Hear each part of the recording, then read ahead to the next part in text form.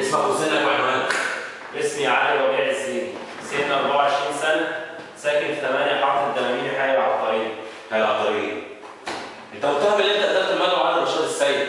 وعهد الله ما قتلته يا باشا، وعهد الله كمان مرة ما قتلته يا باشا. معلش انا هقتله ليه؟ انا لا اعرفه ولا عمري شفته اصلا. ما انت قتلته عشان تسرقه يا محمد. تفسر ايه بوجودك؟ ساعة الجريمة وبصماتك اللي على المسدس. يا باشا انا اللي قتلته، الضربة النهائية هتكون جات لي منين؟ هكون قتلته ولا ضربت نفسي؟ انا عندي سؤال محيرني. انت ارهابي ولا ايه؟ يا باشا انا بقول يا رب ده في البلد دي يبقى ارهابي.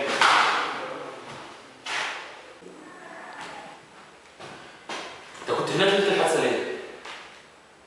انا لما مؤاخذة يا باشا شغلتي السباك. الو السلام عليكم. ايوه يا باشا اهو، بص تعالي معايا. ماسوره؟ بس دلوقتي يا باشا الوقت متأخر شوية.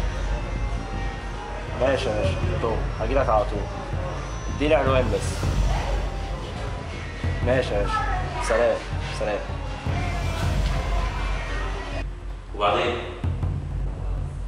وبعدين وصلت على العنوان دوت. انت كنت هناك الساعه كام بالظبط؟ مش فاكر قوي يا باشا، يعني تقريبا وصلت على 9:30 كده. 9:30. كمل.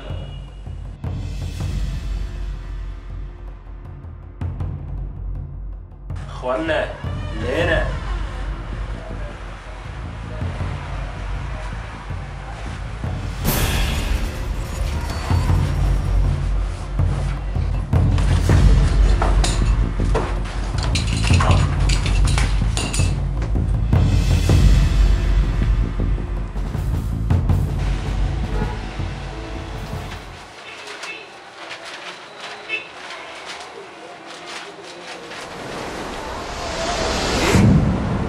مقتل رجل الاعمال الشاب علي رشاد السيد.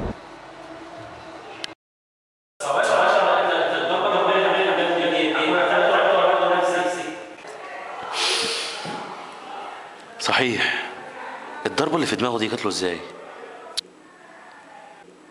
طب بصماته اللي على المسدس؟ طب لو هو فعلا سباك، فين عده السباكه؟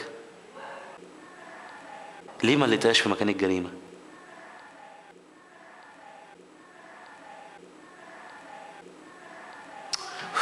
القضيه دي في حاجه ناقصه. ايه هي بس؟ ايه هي؟ ادخل. في حاجه يا جماعه؟ مش عارف غريبة ظهرت في القضية يا شباب. خير. لقينا على التليفون قاتل مكالمة قبل الحادثة بيوم اتهدد فيها بالقتل. طب انتوا عرفتوا الناس عملوا المكالمه دي؟ ايوه يا فندم، دي كل ما يمكن. طب اعملوا ده بسرعه. أمرك يا فندم، بعد إذن سعادتك. جمال، نعم يا فندم. تفتكر السباك دي طرف في القضيه دي؟ والله يا فندم أنا شايف إن نخلي سبيل واد السباك دوت بعد إحضار صاحب المكالمة ونحطه تحت المراقبة، يمكن يوصلنا لحاجة. يعني انت شايف كده؟ بعد إذن سعادتك طبعا.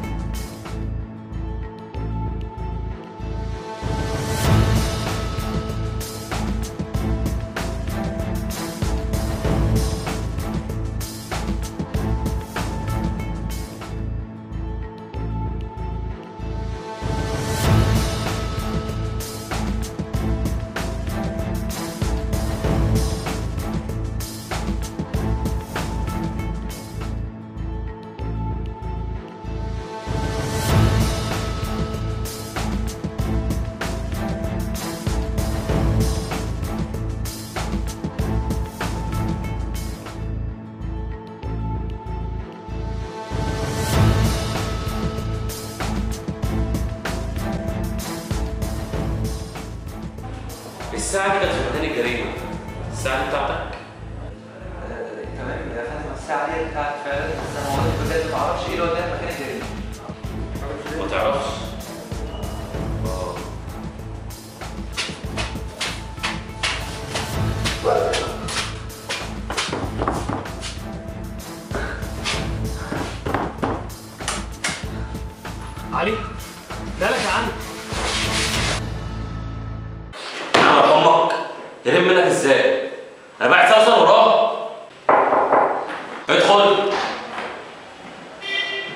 الشرع يا فندم. قول اللي في 60 دقيقة دلوقتي.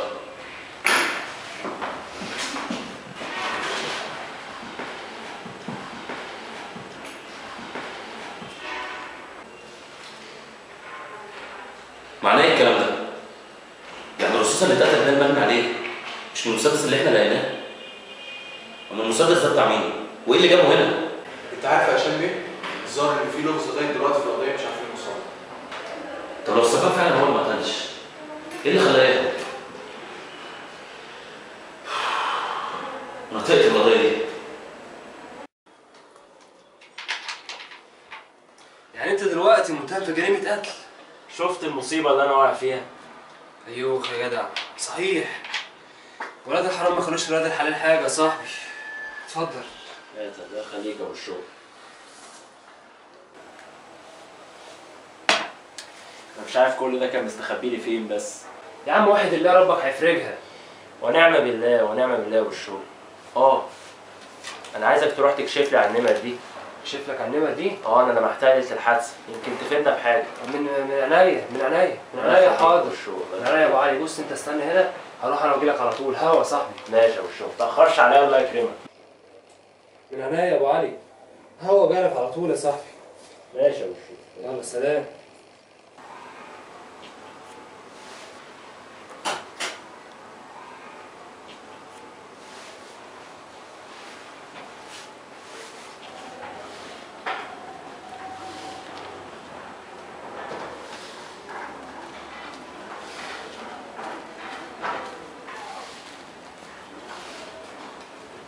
يعني المسدس طبعا بتاع المجني عليه. تمام يا فندم، التخليص اللي جالنا جاي كده.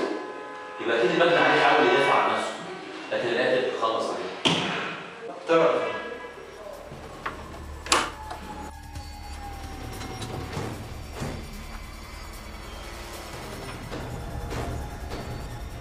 علي اهدى يا عم، مالك في ايه؟ طمني عملت ايه؟ للاسف ماليش عربيه بالنمر دي. ايه؟ انت متاكد؟ ازاي مفيش عربيه بالنمر دي؟ انت عارف ده معناه ايه؟ معناه خلاص انا بس القضيه دي كده. اهدى يا علي، اهدى يا اخويا، في ايه مالك؟ يعني انت متاكد ان القاتل دوت ما سابش اي حاجه تثبت؟ ما سابش حاجه خالص. وانت بقى كده ما شفتش وش عشان الماسك اللي كان لابسه؟ عرفت منين انه كان لابس ماسك؟ طبيعي يا علي، اي حد داخل بيسرق بيبقى لابس ماسك. بس انا ما قلتلكش كان داخل يسرق. لا عينوه، انت قلت لي. روق كده يا علي، هقوم انا اعمل لك شاي. اللي اقول يا شوي، ايه الجرح اللي في صدرك؟ لا ما تاخدش بالك، دي حاجه بسيطه، حاجه بسيطه يا ابو علي. ثواني اعمل لك الشاي.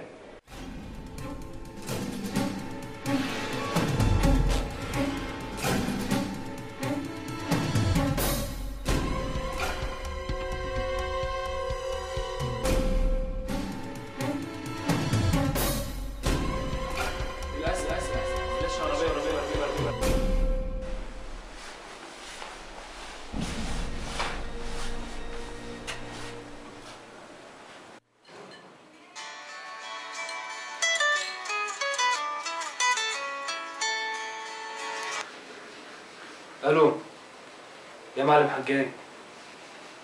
ايوه يا ريس، الحاجه معايا. اعمل ايه؟ بقول لك ايه، ما تاخرش عليا الله يكرمك. تمام منتظرك انا. ماشي يا زوق. تسلم يا زوق. سلام.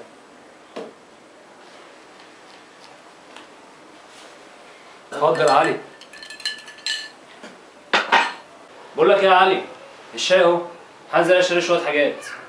ماشي يا ابو الشو، روح انت.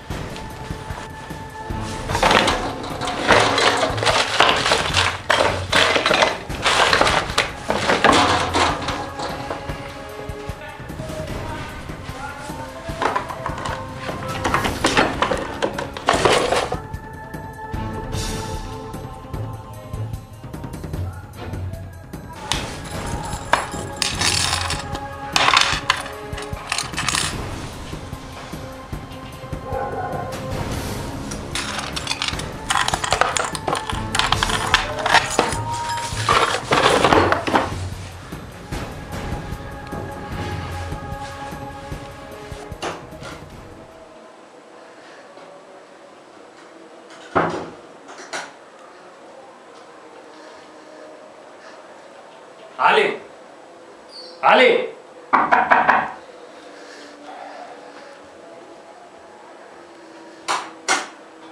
بص يا حوده، انا عايزك تروح لواحد اسمه شوقي، تقول له انك من طرف المعلم حجاج، وانه عايز يقابلك على الساعه 5:30 كده ورا الكوبانيه.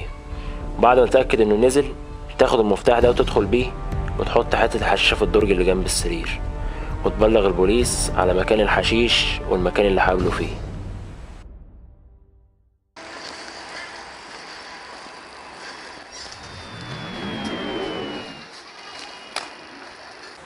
مفاجأة مش كده؟ علي، انت اللي جابك هنا يا علي؟ جاي المساج.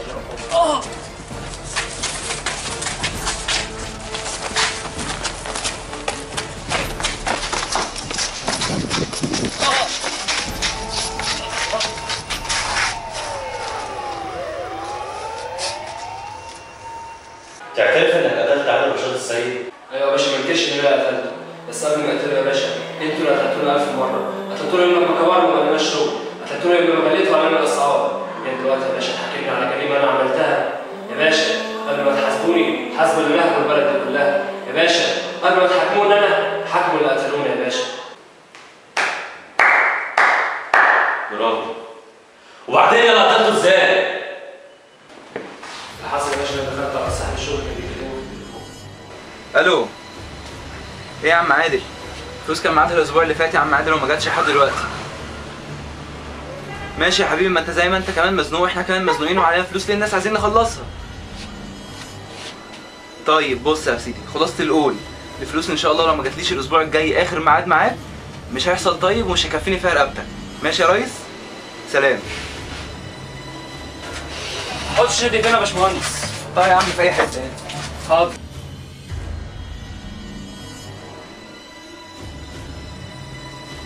بس تعالي السباك معايا. من فضلك في ماسورة مكسورة عندي، عايز اجي تشوفها لي عشان ما